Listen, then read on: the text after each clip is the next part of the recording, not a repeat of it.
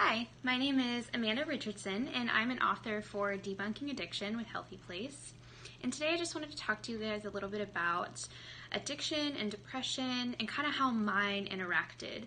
So recently I started taking antidepressants, and that's kind of a big disclosure, I feel like.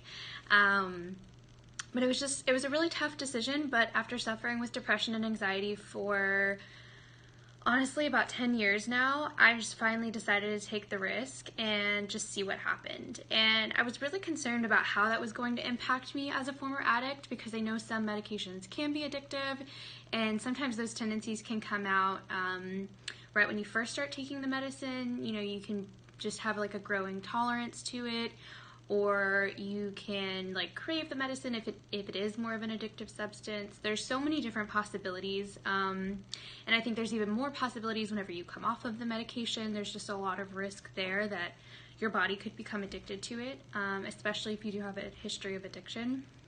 So I was really concerned about all of those things, and I just didn't really know what that was going to look like for me. But recently, after just a really bad depressive episode, I just decided, you know what, like, it's worth the risk. And I'm just going to have some faith that this will work out, because, you know, at this point I can't survive without some type of medication to like regulate my emotional state currently in this current season of my life. So I took the risk, and I feel like it honestly worked out well. I've only been on it for a couple weeks, but I've seen dramatic improvements in my mood, my ability to handle stress, things like that. And I feel like if anything, it's helped me. I mean, while I'm not new in my recovery, I don't have a lot of cravings and things like that anymore. I do feel like it's just given me a new perspective on how to handle and manage stress, and that's a big factor when you're recovering from an addiction. So if anything, I kind of wish I would have done this sooner, because maybe if I would have done it sooner in my addiction recovery, you know, maybe it could have really helped curb some of those cravings, or just, you know, kind of like given me a new perspective of how to manage my stress differently, because I think that's part of what got me in trouble and pulled me into my addiction in the first place.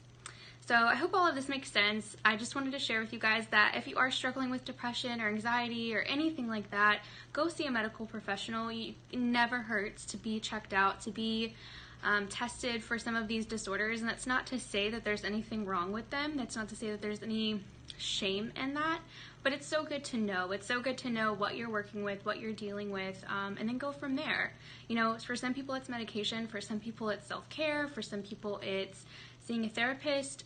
There's so many different routes, but obviously I'm not a medical professional, so go see your doctor, go see a